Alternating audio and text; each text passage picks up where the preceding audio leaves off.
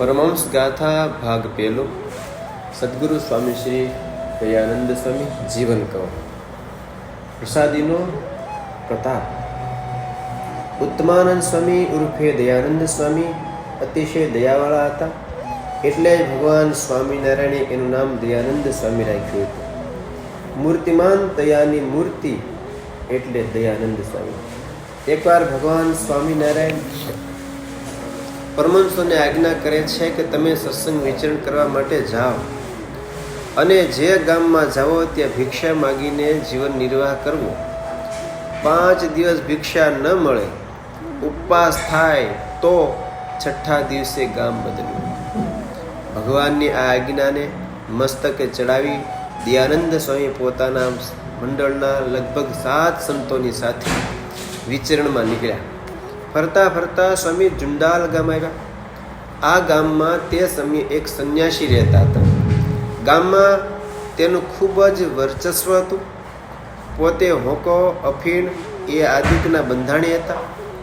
તેને થયું કે સ્વામિનારાયણના સાધુ જો આવ્યા તો જરૂર લોકોના વ્યસન છોડાવશે, અને લોકો જો નિર્વ્યસની હશે તો મારાથી વ્યસન થશે અને નિર્વ્યસની જીવન નિર્વ્યસની જીવન જીવવાનો ઉપદેશ આપી અને મારા શિષ્યને વાળી લેશે. માટે એ સાધુને ગામમાં જ ન કરવા દો. આમ વિચાર કરી તેમણે ગામમાં સંદેશો કહેવાડ્યો કે આપણા ગામમાંથી કોઈએ સ્વામિનારાયણના સાધુને ભિક્ષા સુધી આપવું નહીં, અને જે ભિક્ષા આપશે તેને ગામ છોડીને જવું પડશે.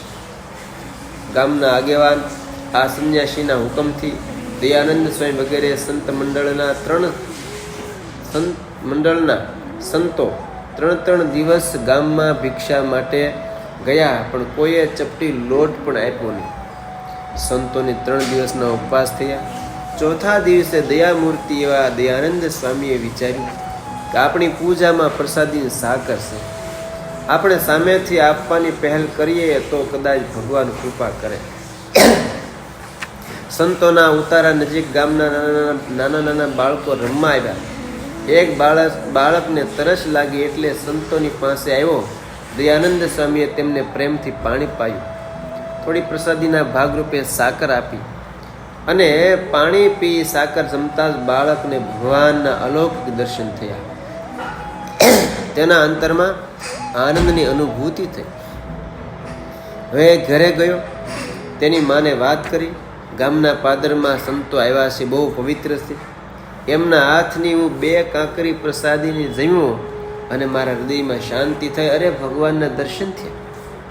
બાળકની નિર્દોષ વાત તેમની માને સંતો પ્રત્યે સદભાવના જગાડી ગઈ. પછી પૂછ્યું, સંતો કંઈ જમે છે? ત્યારે બાળક કહે, 3 દિવસથી તો મેં જાણ્યું છે ત્યાં સુધી કાંઈ જમ્યા નથી.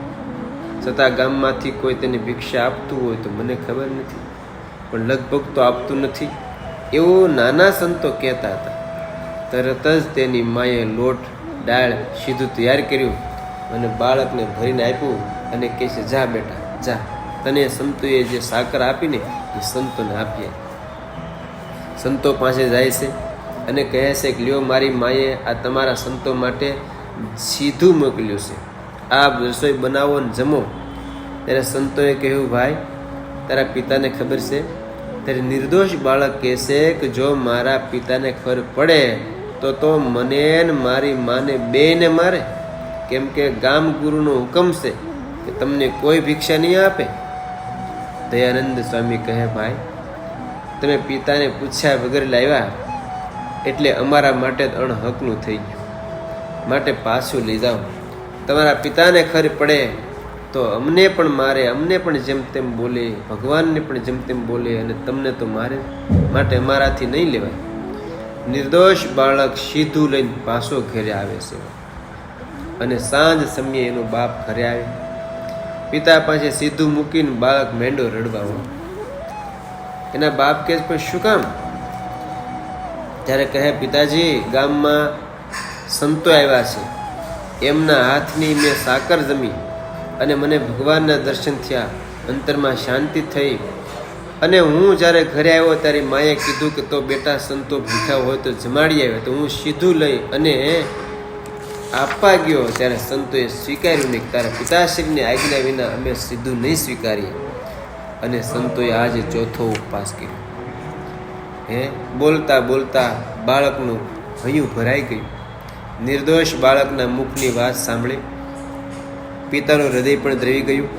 હૈયામાં વિચાર આવ્યો કે જેના હાથની સાકર જમવાથી ભગવાનના દર્શન થાય અને 4 દિવસે પણ મળેલું સીધું પાછું મોકલી દે, નક્કી કોઈ ભગવાનના ઓલિયા પુરુષ હોવા જોઈએ. બાકી તો જોયા છે, બાંધીને સીધા લીધા. ગામ ગુરુ તો અફીણો પીવે છે, હોકાઓ પીવે છે અને અણહકનું પચાવી પણ પાડે છે, લોકોને ખોટા રસ્તે દોરે છે, આવા નિર્દોષ સાધુનો અપરાધ પણ કરે છે. આ વિચાર આવતા પોતાના પુત્રને લઈ ઘાલ બેટા હું તારી સાથે આવું. અને પુરુષોત્તમ પટેલ પોતાના પુત્ર હરિને સાથે લઈ સંતોની પાસે આવે છે. દયાનંદ સ્વામીને સીધું આપે છે અને હાથ જોડી પ્રાર્થના કરીને કે સંતો બધા જમો. અને કહ્યું છે કે બધા સંતોને પોતાને ઘરે રસોઈ કરીને જમવાનું આમંત્રણ આપું છું. સંતો કે કાંઈ વાંધો નહીં. સંતો રાત્રે ખીચડી જમ્યા છે. પટેલ આખા ગામમાં જેટલા દેવીજનો હતા બધાને બોલાવ્યા અને વાત કરીને કહ્યું કાલે મારે ઘરે સ્વામિનારાયણ ભગવાનના સાધુ જમવા આવવાના છે. જેને આવવું હોય તે જરૂર આવજો.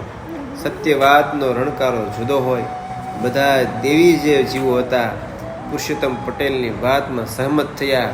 બીજા દિવસે દયાનંદ સ્વામી વગેરે સંતોએ એમના ઘરે જઈને રસોઈ કરી ભગવાનને થાળ જમાડ્યું. સંતો જમ્યા, ગામના જનોને અને પરિવારજનોને પ્રસાદી મળી.